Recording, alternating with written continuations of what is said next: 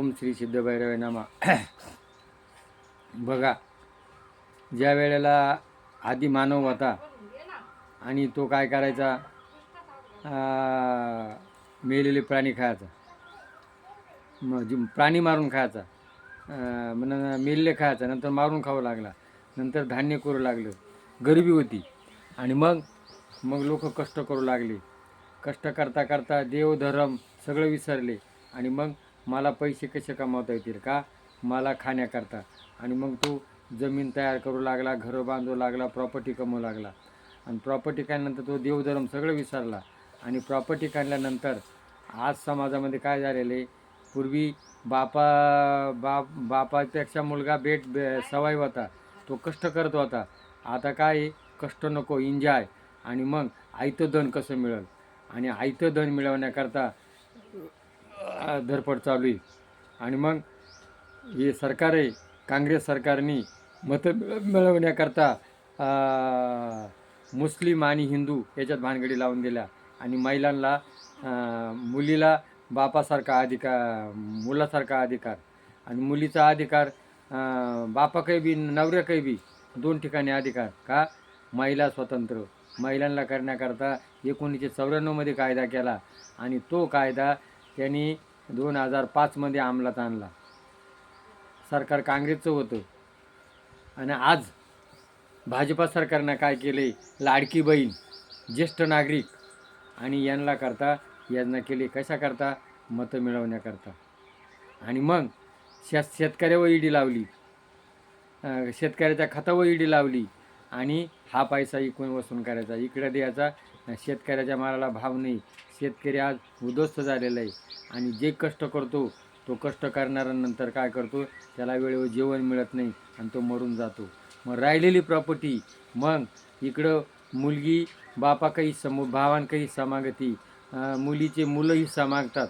का, ती जमीन घ्यायची आणि मग ती विकायची.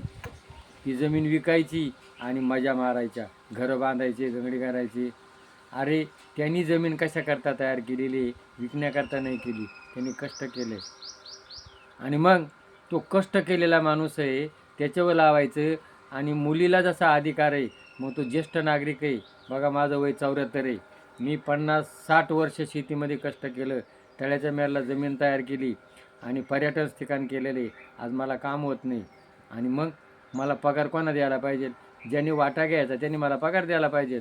सरकार जर मुलीच्या बाजू नाही, बहिणीच्या बाजू नाही, आणि मग ज्येष्ठ नागरिकाच्या बाजूनं नाही का, त्याला काय, हिला काय देईन, त्याला कायदा नाही का, मग त्याची सोय केली पाहिजे.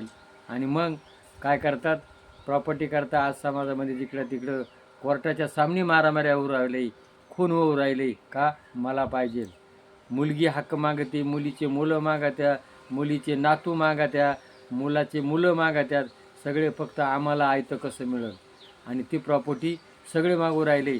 आणि आज जगामध्ये सगळे जिकडं तिकडं या प्रॉपर्टी करता भांडणं होऊ राहिले आणि वकील माजू राहिले.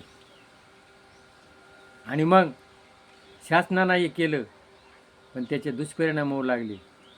मग आता तुकाराम महाराजांनी काय केलं, तुकाराम महाराजांनी व्यापार केला, धंदा केला, सावकारीच्या वया पाण्यात बुडवला, 300 एकर जमीन होती, भगवंताचं चिंतन केलं. तुका म्हणे काही न मागवा आणि तुझ्या पायी सुख सर्व आहे, असं तुकाराम महाराजांनी म्हटलं. नंतर मग खायला अन्न नाही, आणि मग मुलं उपाशी मरत होते. पण देवा का धन का नाही मागितलं.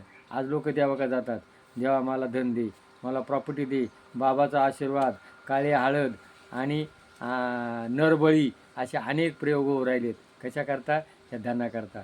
फुकट कष्ट नको आहे, घाम गाळायचा नाही, काम नको आहे. आज ही प्रवृत्ती झालेली आहे समाजामध्ये. आणि मग ही प्रवृत्ती झाल्यामुळं तुकाराम महाराजांनी एक माणसानं काय केलं, सावकारांना जमीन याला दान दिली, एक गरीब बाईला. तिला 2 मुलं होती. आणि पूर्वी काय होतं, त्यांचं काही साधन नव्हतं. ती जमीन खोदायची, ढेकळं काढायची, पाऊस पडला का पेरून द्यायचं, आणि मग ते उगायचं. आता त्याच्यात धान निघालं. धन निघाल्यानंतर त्या धानामध्ये याने विचार केला, याला 2 वाटे होतील. मग त्याने तो मारून टाकला. आई आली, आई लोकांना सांगायला, आई मारली, भाऊ मारला, आई मारला, आता धन माझंच. आता समाजात काय झालं, मी आणि माझं, मला कोणाची गरज नाही. अरे तू संघ काय आणलं होतं, संघ काय नेणार आहे, संघ काय आणलं नाही, संघ काय नेणार नाही, तरी मी आणि माझं म्हणतो. आणि मग ते धन आता रात्र पडून मग बाहेर घेऊन जाईल, घरी नेईल, बायको करता मुलांकरता. आणि चोर आले, चोरांना काय मिळलं नाही. चोरांनी म्हटलं कुठं चाला, म्हणं पाणी घेऊन चालू, एवढं रात्रीची, खाली ठेवलं. ते धन बघितलं, एकाला खून केली, त्याचं मुंडकं उडावलं, आणि मग खाली काय राहिलं, धन.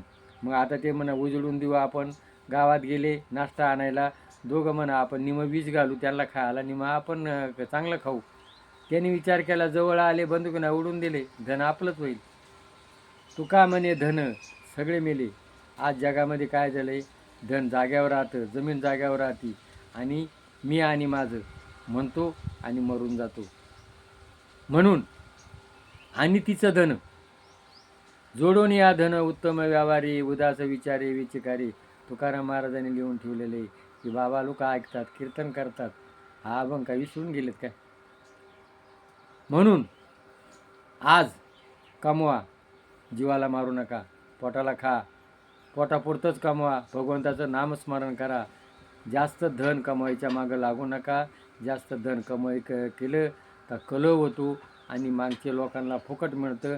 आज या कलियुगामध्ये जिकडं तिकडं काय झालेलं आहे, हे धन झालेले आहे. म्हणून दत्ताने 24 गुरु केले. टिटविक मासाचा गोळा होता, सगळे पक्षी मागा लागले होते, तिनं फेकून दिला, ती शांत झाली.